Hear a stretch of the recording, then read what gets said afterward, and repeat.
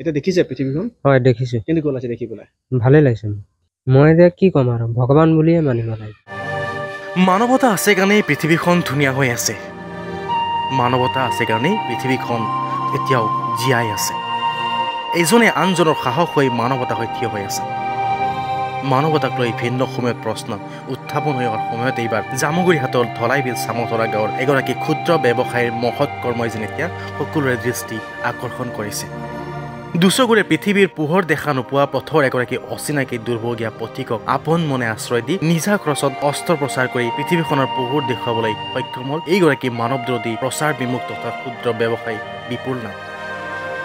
হাতত পৰ্যাপ্ত ধন নথকা স্বত্বেও মানৱতাকে প্ৰাধান্য দিয়া বিপুল নাথে অনলাইনত ধন ঋণ লৈ চিকিৎসকৰ জৰিয়তে লক্ষীৰাম কৰ্মকাৰ নামৰ এগৰাকী যুৱকৰ অস্ত্ৰোপচাৰ কৰাই পৃথিৱীৰ পোহৰ দেখুৱাবলৈ সক্ষম হয়।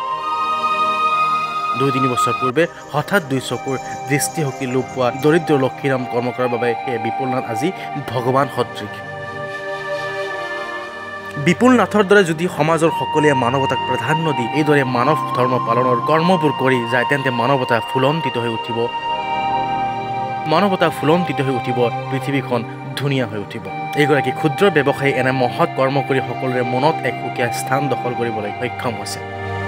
মোৰ নাম লক্ষীৰাম। এতিয়া দেখিছে পৃথিৱীখন হয় দেখিছো। কেনেকুৱা লাগিছে দেখি পেলাই? ভালেই লাগিছে মোৰ।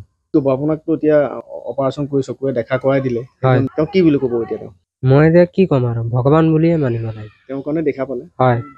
মোৰ পাণ দোকান এখন আছিলে সৰু, তাতে ভিক্ষা খুজিবলৈ আহিছিলে আৰু মোৰ তেনেকুৱা আগতীয়াকৈ খুব সাংঘাতিক ধৰণৰ দীঘলীয়া চিনাকি নাই যদিও তাৰ অৱস্থাটো দেখি খুব বেয়া লাগিল। গতিকে যিকোনো উপায়ে তাৰ চকুকেইটা ঠিক ঠাক কৰাৰ চিন্তা কৰিলোঁ। তো সেই উদ্দেশ্যে তেজপুৰলৈ নিলোঁ।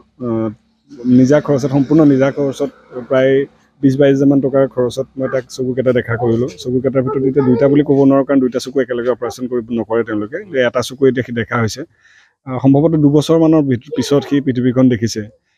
সি কিমান সুখী মই নাজানো, কিন্তু মই বিৰাট সুখী তাক সহায় কৰিবলৈ পাই। আৰু গোটেই বস্তুটোত মই আচলতে জিকিছোঁ বুলি ক'ম, এক প্ৰকাৰৰ মই জিকিছোঁ বুলি ক'ম। গতিকে পৃথিৱীখন তাক দেখুৱাবলৈ পাই মই অত্যন্ত সুখী।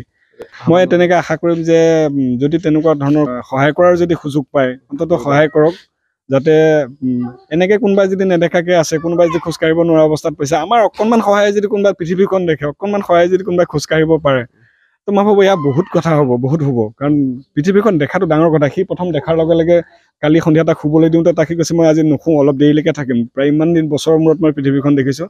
মই কান্দি পেলাইছোঁ তাৰ এই কথাবিলাক শুনি মাজে মাজে। মই পৃথিৱীখন দেখিছোঁ, গতিকে মই চাম আজি পৃথিৱীখন, ইমান দিনৰ মূৰত দেখিছোঁ।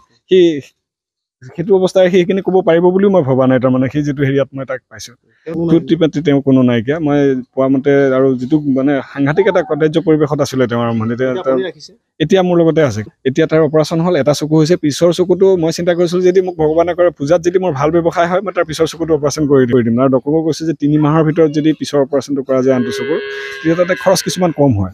তো সেইটোও মই ল'ব বিচাৰিম। জামুগুৰিহাটৰ পৰা Anowar Ahmed, my news north east.